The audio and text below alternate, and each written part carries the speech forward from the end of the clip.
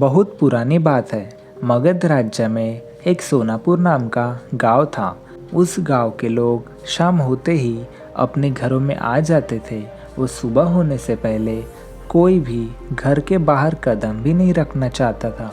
इसका कारण डाकू अंगुलीमाल था।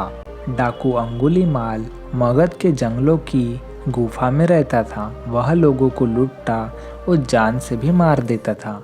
लोगों को डराने के लिए वह जिसे भी मारता उसकी एक उंगली काट लेता और उन उंगलियों की माला बनाकर पहने रहता।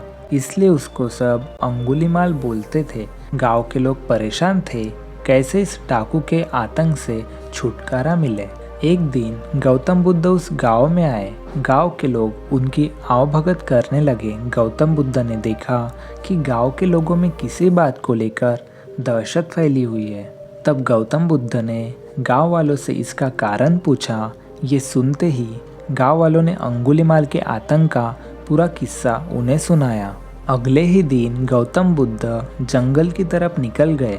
गांव वालों ने उन्हें बहुत रोका पर वो नहीं माने। बुद्ध को आते देख अंगुलीमाल हाथों में तलवार लेकर खड़ा हो गया, पर बुद्ध उसकी गुफा के सामने से निकल गए।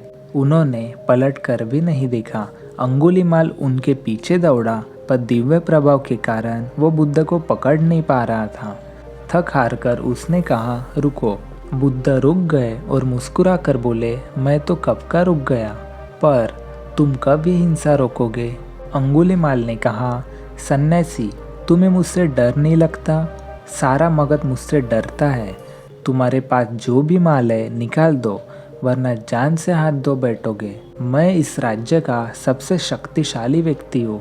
बुद्ध जरा भी नहीं घबराए और बोले, मैं ये कैसे मान लूँ कि तुम इस राज्य के सबसे शक्तिशाली इंसान हो? तुम्हें ये साबित करके दिखाना होगा। अंगुलीमाल बोला, बताओ कैसे साबित करना होगा? बुद्ध ने कहा, तुम उस पेड़ से 10 पत्तियाँ तोड़ कर लाओ। अंगुलीमाल ने कहा, बस इतनी सी बात? मैं तो पूरा पेड़ उखाड़ सकता हूँ।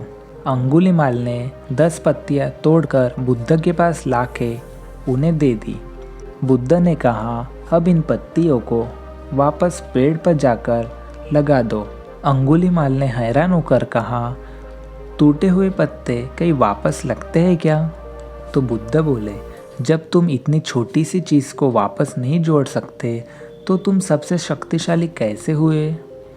यदि तुम किसी चीज़ को जोड़ नहीं सकते तो कम से कम उसे तोड़ो मत।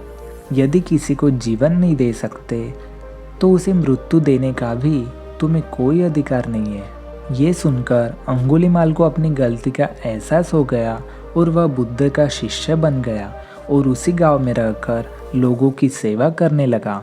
और आगे चलकर यही अंगुलीमाल बहुत बड़ा सन्यासी बना और अहिंसका के नाम से प्रसिद्ध हुआ।